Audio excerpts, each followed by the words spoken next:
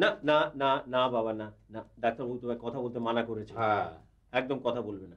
কথা যত কম বলা যায় তত আপনার উপকার, বুঝলেন? এমনি ঠিক আছে। এনিওয়ে, ওষুধ টষুধ খাওয়া হচ্ছে সব? হ্যাঁ হ্যাঁ ডাক্তারবাবু। গুড। চলুন, আপনার সাথে কথাবার্তা বাইরে বলুন। হ্যাঁ। Take care.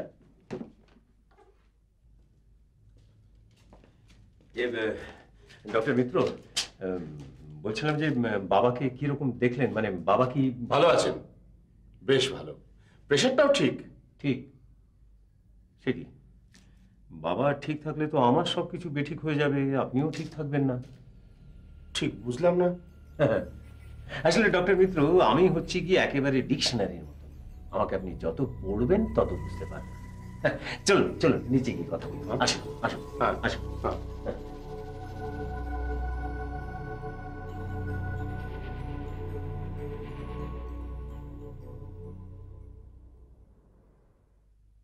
দুদিন আগে বাবার ঘরে গিয়েছিলাম। দাদা তখন বাড়ি ছিল না।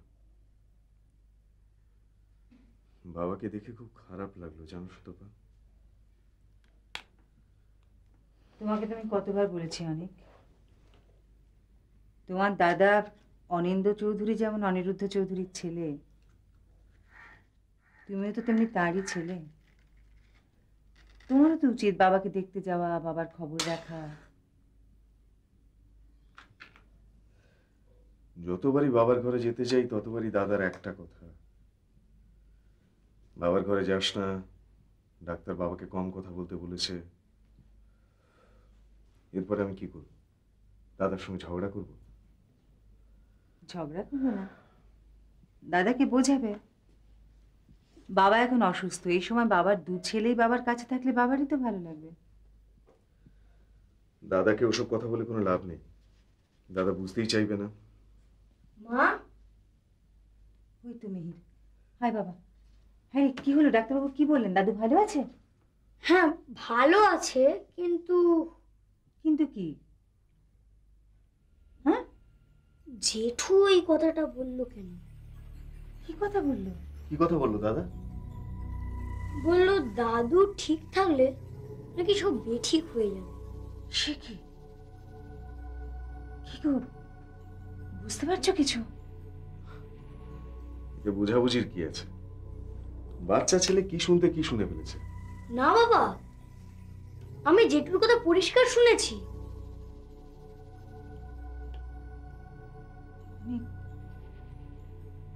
আমি কতবার তোমাকে বলেছি এত উদাসীনতা ভালো না। দেখো, তোমাদের এত বিষয় সম্পত্তি, তুমি কোনো খোঁজ খবরই রাখো না, সারাদিন নিজের লেখাতেই ডুবে আছো। তাছাড়া তোমার দাদার মনে কি আছে তুমি কি জানো? সত্যি যদি কোনো একটা অঘটন ঘটে যায় তখন তখন কি হবে? দেখো সুতপা, সন্দেহ জিনিসটা এমন যে সেটা কোনো কারণে যদি তুমি মনের মধ্যে ঢুকিয়ে নিয়েছো তো ব্যাস, তখন তুমি নিজের ছায়াকেও বিশ্বাস করতে পারবে না। দাদার কথা এভাবে ভাবাই উচিত নয়। দাদার মতো মানুষ এখন আর হয় না। আপনার ফিজটা আপনি নিয়ে যাচ্ছেন না। Thank you so much, so nice of you. এই যে, এই যে আপনার ফিজ। আমার ফিস তো 150 টাকা। প্যাকেটে তো অনেক বেশি আছে মনে হচ্ছে। 50,000। আপনার কাজটা হয়ে গেলে বাকি 50,000 রঙিন খামে করে দিয়ে দেবো। কাজ হয়ে গেলে মানে? মানে আপনি বাবার চিকিৎসা করছেন, ভালোই চিকিৎসা করছেন, তো কাল থেকে তো আপনাকে নতুন রকমের চিকিৎসা শুরু করতে হবে, তার একটা ফিজ। তারপরে ধরুন আপনার চিকিৎসায় বাবা মারা যাবেন, তার একটা ফিজ। তারপরে ফাইনালি বাবার ডেথ সার্টিফিকেটটা আপনি লিখবেন, তার একটা ফিজ। এই সব মিলিয়ে লাখখানেক টাকা। হ্যাঁ, তার অগ্রিমটা আপনাকে দিয়ে দিলাম। অনিন্দ্যবাবু, অনিন্দ্যবাবু, আপনি পুরনো বাংলা ছবিতে অনেক সৎ চরিত্রের ডাক্তার দেখেছেন। ওয়েল, আমি নিজেকে অ্যাবসলিউটলি অনেস্ট ক্লেম না করলেও এই ডক্টর সুরেশ মিত্রকে চিনতে আপনার রিডিংয়ে ভুল হয়েছে। হতেই পারে, হতেই পারে, মানুষ মাত্রেরই ভুল হয়। তো আপনি বলুন না কতটা ভুল হয়েছে, আমি বাড়িয়ে দেবো। আগে না, তার দরকার নেই। আপনার ভুলটাকে ঠিক করার জন্য আপনি অন্য ডাক্তার অ্যাপয়েন্ট করুন। আর একটা কথা যদি আমার সম্বন্ধে বলি, তাহলে আমার সম্বন্ধে আপনার ধারণাটা খানিকটা পরিষ্কার হবে। বলুন না, মানুষের চরিত্র সম্বন্ধে জানতে আমার খুব কৌতূহল। আমার পরিবারে আমি এবং আমার স্ত্রী ছাড়া তৃতীয় কোনো ব্যক্তি নেই। হ্যাঁ। অর্থাৎ আমরা নিঃসন্তান। আমরা বাড়িতে মানুষ 2 জন, কিন্তু গাড়ি 3টে। বাহ।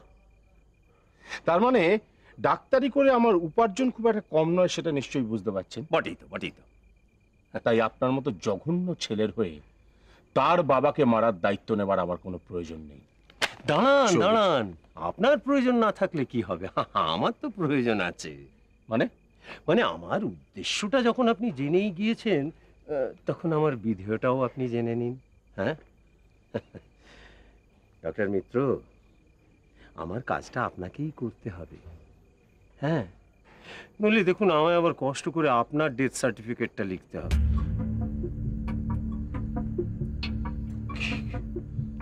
কি বলছেন আপনি? আচ্ছা ডক্টর মিত্র, আমার এই জঘন্য চরিত্রটা আমি কি করে ভালো করি বলুন তো? নিন, ধরুন। তুমি আজকাল মিহিরের কথায় বড্ড বেশি গুরুত্ব দিচ্ছ, সেই জন্যই তোমার এত টেনশন। ঘটনাটা শুনলে তোমারও টেনশন হতো। আমার তো মনে হয় ডাক্তারের সঙ্গে মাঝে মধ্যে তোমারও কথা বলা উচিত।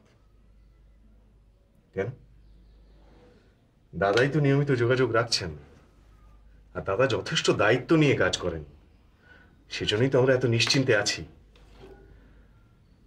উত্তর কলকাতার 4-4টে বাড়ি, বারাসাতের ফার্ম হাউস, এখানের এই বাড়িটা, এই সমস্ত তো দাদাই দেখাশুনো করেন।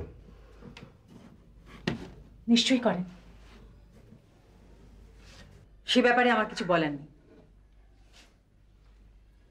অথচ আমরা কিন্তু, বিশেষ করে তোমার তো উচিত দাদার সম্পর্কে একটু খোঁজ খবর রাখা। বৌদি নেই, একমাত্র বিবাহিত ছেলে শিশির কালী ভদ্রে এখানে আসে দাদার খোঁজ খবর নিতে। দাদার সুবিধে অসুবিধে সম্পর্কে তুমি কোনো খবর রাখো? ইচ্ছে তো হয় করি। দাদা আমাদের গুরুজন, আমাদের বিশেষ স্নেহ করেন। তাছাড়া দাদা নিজে মুখে কিছু বলেন না বলেই মনে হয় করি, কিন্তু ইচ্ছে যখন করে তখন করবে, দাদার প্রতি যতটুকু কর্তব্য সেটা করবে। এর মধ্যে আবার কিন্তু আসছে কোত্থেকে? না মানে তোমার দাদার তাকানোটা যেন কিরকম। সে কি, আমি তোমার দিকে কিভাবে তাকাই, আমার দৃষ্টিতে কতটা প্যাশন, রোমান্স অথবা অ্যাঙ্গার অথবা সাসপিশিয়ান আছে, সেটা না দেখে দাদা কিভাবে তাকায়, তুমি দাদাকে নিয়ে ভাবতে শুরু করেছো? দাদার কথা ভাবতো তোদের বৌদি। বৌদির অবর্তমানে তো সুতপাই আমার কথা ভাববে, সুতপা ভাববে, তুই ভাববি। তোরা ছাড়া আমার আর কি আছে বল? তা তো বটেই। বসো দাদা, হ্যাঁ, বসো। কথা বলতে এলাম রে। তোমরা কথা বলো, আমি আসছি। না বৌমা না, আমি যা বলতে চাইছি সেটা তো তোমারও শোনা দরকার। হ্যাঁ, সুতপা দাদা কি বলতে চায় সেটা শুনে যাও। বলো দাদা। দেখ অনেক, মা মারা যাবার পরে বাবা ব্যবসার কাজে ব্যস্ত থাকতেন বলে তোকে কোলে পিঠে করে আমিই মানুষ করেছি। হ্যাঁ কি না? এই কথা কি বলার কোনো প্রয়োজন আছে দাদা? আমার পরিচিতরা সবাই জানে, তুমি না থাকলে আমার কোনোদিনই কোনো কিছু হতো না। হ্যাঁ, আপনার ভাইয়ের মুখে সব শুনেছি দাদা। তুমি তো শুনেছো, তুমি তো দেখোনি। এ পাড়ার যারা পুরনো লোক তারা সবাই দেখেছে। তারা দেখেছে কি রোদ, কি জল, ঝড়, বৃষ্টি, শীত। এই অনিন্দ চৌধুরী তার ছোট ভাই অনিককে রোজ ভোরবেলা স্কুলে পৌঁছে দিয়েছে, আবার স্কুল থেকে নিয়ে এসেছে। মা যাওয়ার সময় বলে গিয়েছিলেন আমাকে, বড় খোকা, ছোট খোকাকে ফেলে যাচ্ছি, তাকে তুই দেখিস। আমি মার সেই কথা অক্ষরে অক্ষরে পালন করেছি। হ্যাঁ কি না? দাদা, আজকে মনে হয় তুমি কোনো কারণে আপসেট আছো। কি হয়েছে তোমার দাদা? বলছি, সেটা বলবো বলেই তো এসেছি। হ্যাঁ, কি যেন বলছিলাম? ও হ্যাঁ, বলছিলাম যে বাবা তো সম্পত্তি বাড়িয়ে গিয়েছেন, পরের পর সম্পত্তি বাড়িয়ে গিয়েছেন, কিন্তু সেই সম্পত্তি দেখাশোনা করার জন্য তো কাউকে দরকার হয়। তা তুমি তো মনস্তত্ত্ব নিয়ে পড়াশোনা করছো, তুমি বই লিখছো, তুমি তো এটা নিশ্চয়ই বুঝবে যে বাবা সেই বিশাল সম্পত্তি আমি একাই ঘাড়ে করে রক্ষণাবেক্ষণ করছি। আর তাছাড়া তুমি লেখক, লেখক মানে শিল্পী, তা শিল্পীদের কামনা বাসনা একটু বেশি হয়। তা তোমার সেই কথা ভেবে তোমার জন্য বেছে বেছে এইরকম সুন্দরী স্বাস্থ্যবতী বউ তো আমি নিয়ে এসেছি, হ্যাঁ কি না? দাদা, যে কথা সবাই জানে, যে কথা আমি সারা জীবন ধরে মনে রেখেছি, সে কথা আবার নতুন করে বলার কি কোনো দরকার আছে? আছে, বলার প্রয়োজন আছে, কারণ আমি কল্পনাও করতে পারিনি যে তোমরা স্বামী স্ত্রী মিলে আমাকে এভাবে অপমান করবে। ছি ছি ছি ছি দাদা, আমরা আপনাকে অপমান করতে যাব কেন? করেছো, অপমান করেছো, অপমান করেছো বলেই তো বলছি। তোমরা না করতে পারো, তোমরা স্বামী স্ত্রী না করতে পারো, তোমাদের ছেলে করেছে, সে তো তোমাদেরই একজন, তোমাদের উত্তরাধিকারী। কাজে সে যদি আমাকে অপমান করে তার মানেটা দাঁড়ালো যে তোমরাই আমাকে অপমান করেছো, হ্যাঁ কি না? সুতপা, দাদা কি বলছেন সেটা বুঝতে পারছো? তোমাকে আমি কতবার বলেছি, পই পই করে বলেছি মিহির একটা কম বয়সী ছেলে, ওকে অত আদর না দিয়ে মাঝে মধ্যে একটু শাসনও করো, কিন্তু তুমি আমার কথা শোনোনি। হ্যাঁ, শুনিনি। তার কারণ মিহির এমন কিছু অন্যায় করে না যে ওকে যখন তখন শাসন করে। দরকার মনে হয় ওকে ডাকো, ডেকে জিজ্ঞেস করো ও কি করেছে, তারপর যা ইচ্ছে করে তুমি শাস্তি দিতে। নিশ্চয়ই ডাকবো, দরকার হলে চাপকে ওর পিঠের ছাল তুলে নেবো। আমি বেঁচে থাকতে আমার দাদাকে অপমান করার সাহস হয় পায় কি করে? এই জন্য আমি তোকে কিচ্ছু বলতে চাইনি। এরপর মিহিরকে ডেকে নিয়ে এসে তুই এমন একটা কাণ্ড করবি যে দু রাত্রির আমি কষ্টে ঘুমোতে পারবো না। না না দাদা, তবু আমার জানা দরকার মিহির তোমাকে কি বলেছে। মিহির, মিহির! তুমি যাও দাদু ভাই, তোমার বাবা ডাকছে। না, আমি কোথাও যাব না। কেউ তোমাকে ভালোবাসে না, কেউ না। আমি চলে গেলে তুমি মরে যাবে। কে বলেছে আমি মরে যাব? হ্যাঁ, এমন সুন্দর দাদু ভাই থাকতে আমি মরে যাব কি করে বলো?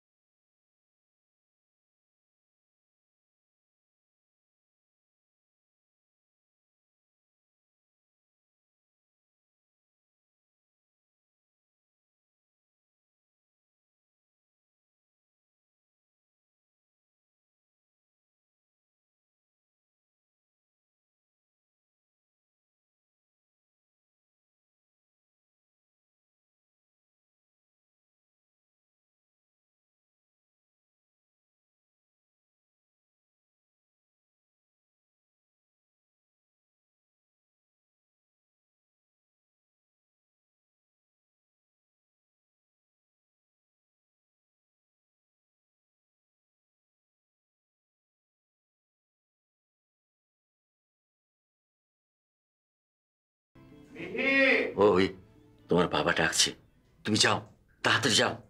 আমার মনে হচ্ছে খুব রেগে গেছে, নইলে পরে অশান্তি করবে।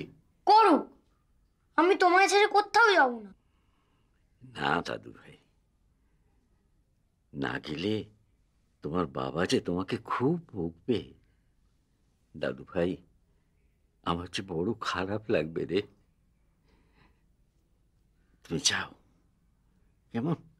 তুমি কাল বরং এসো। হ্যাঁ, যাও, দুষ্টুমি করো না, লক্ষ্মীটি আমার দাদু ভাই। তাহলে তুমি বলো, তুমি আকাশের তারা হবে না?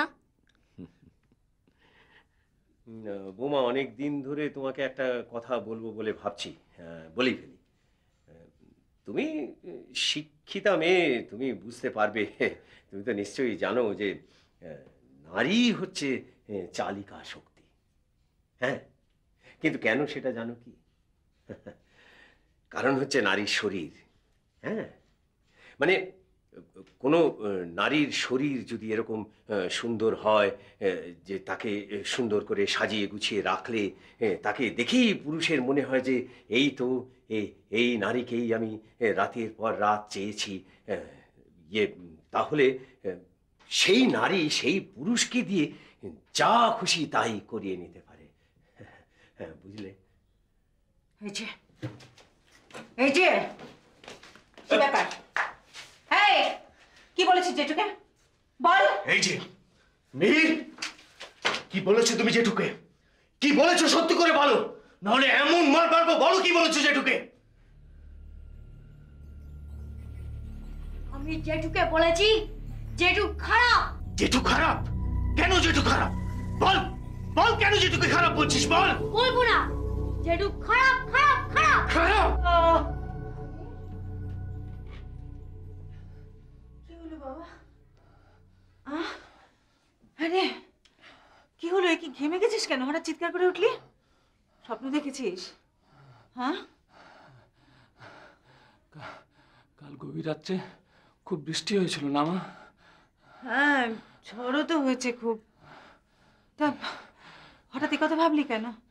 ঝড় বৃষ্টির রাত্রে আমার সেই স্বপ্নগুলো ফিরে ফিরে আসে। তোকে আমি কতবার বলেছি, যা হওয়ার তা হয়ে গেছে। দিন রাত ও সমস্ত ভাবিস না, কি লাভ? ইচ্ছে করে কেউ ভাবে না মা, যেটা তাকে দিনরাত অস্থির করে, পাগলের মতো তাড়িয়ে নিয়ে বেড়ায়। সবার অতীত সুখের হয় না বাবা। আমাদের ভাগ্যে যা ছিল তাই হয়েছে। ভাগ্যের কথা কেন বলছো মা? আমাদের ভাগ্য কেন ওই লোকটা ছিনিমিনি খেলেছে। ওই লোকটার জন্য বাবার কাছে আমি শুধু শুধু মার খেয়েছি, অথচ ওই লোকটা আমারই বাবার খাটে শুয়ে নিশ্চিন্তে ঘুমোচ্ছে। কিন্তু না, ওর ঘুম আমি কেড়ে নেব, নয়তো নয়তো নয়তো কি? আরে নয়তো বলে থামলি কেন? কি করবি তুই? হ্যাঁ রে, কলেজ তো যাচ্ছিস না, সাত তাড়াতাড়ি খেয়ে দিয়ে কোথায় বেরোচ্ছিস? কাজ আছে। পরশু তমালি এসেছিল, ও জিজ্ঞেস করছিল তুই কলেজ যাচ্ছিস না কেন। তার মানে পরশুর আগের দিনই তো কলেজে গেছিলাম। তমালি মাঝে মাঝে ভীষণ বাড়াবাড়ি করে। আমার তো বেশ মেয়েটাকে ভালো লাগে রে, কেমন যেন একটা সরল ছেলে মানুষই ভাব। তুই বাড়ি নেই শুনে আমার কোলে মাথা রেখে শুয়ে পড়লো, বলে ও নেই তাতে কি হয়েছে? ওইসব অ্যাক্টিং। বড় লোকের আদুরে মেয়ে, কোনটা সত্যি আর কোনটা মিথ্যে বোঝা মুশকিল। আমার তো মনে হয় মেয়েটা ভারী একা। খুব স্বাভাবিক। বাবার মা যদি নিজেদের জীবন নিয়ে এক্সপেরিমেন্ট করে, ছেলেমেয়ের অবস্থা তমালির মতোই হয়। বাবার মা আলাদা থাকে। সে কি রে, তোমারই তাহলে কার কাছে থাকে? প্রথমে মায়ের কাছেই থাকতো, পরে যা হয় বাবা কোর্ট থেকে পজিশন পায়, তারপর থেকে ওর ইচ্ছা মতো মা বাবা দুজনের কাছেই থাকে। আমি বলছিলাম, তুই কি ওকে ভালোবাসিস? একটা ছেলের একটা মেয়ে সম্পর্কে তোমাদের ধারণাটাই ভুল। তুমি যা ভাবছো তা নয়। আমরা দুজন ভালো বন্ধু। হঠাৎ এভাবে জিজ্ঞাসা করলে কেন? তোর বাবা বেঁচে থাকতে একরকম ছিল, এখন তুই বাড়িতে না থাকলে সারাদিন বড্ড একা লাগে রে, সময় কাটতে চায় না। মাঝে মধ্যে ও বাড়ি থেকে বিদুদা এসে খোঁজ খবর নিয়ে যায়, কিন্তু তোকে নিয়ে আমার আজকাল বড্ড চিন্তা হয় বাবা। কেন? আমাকে নিয়ে চিন্তার কি আছে? তুই আমার জায়গায় থাকলে বুঝতিস চিন্তার কি আছে। কখন যে কি করিস, কি ভাবিস, কিছুই বলিস না।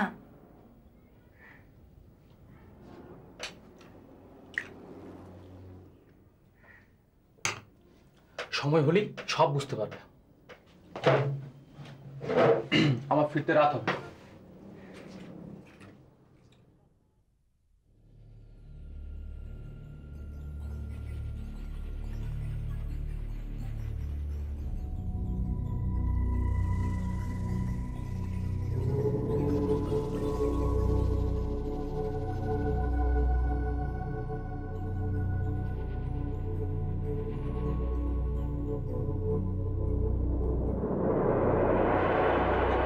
আর আমাকে ইঞ্জেকশন দিও না, আমার শরীর ঝিমঝিম করে, বিশ্বাস করো ডাক্তার।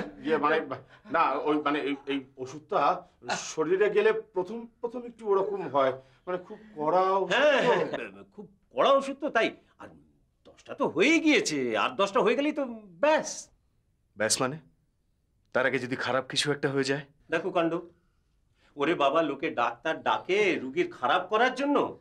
মানে তোর কি মনে হচ্ছে যে ডক্টর মিত্র বাবার চিকিৎসাটা ঠিক মতন করতে পারছেন না? না, তা কেন? তবে এই ইনজেকশন দেওয়ার পরেই তো বাবার শরীরটা খারাপ লাগে, বাবা তো তাই বলেন। হ্যাঁ হ্যাঁ বড় খোকা, বাবু যা বলছেন তাই করো না। এই ছুঁচ টুচ না ফুটিয়ে এই টনিক টনিক দিলেই তো পারো। আমাদের কিচ্ছু করার নেই বিদু দাদা, আমাদের কিচ্ছু করার নেই। ওই ডক্টর মিত্র যেটা বলবেন সেটাই ফাইনাল। হ্যাঁ, আপনি ইনজেকশনটা দিন। অরিন্দ, অরিন্দ তুই বারণ কর অরিন্দ, আমি এটা একেবারে সহ্য করতে পারি না, বিশ্বাস কর অরিন্দ, বিশ্বাস কর।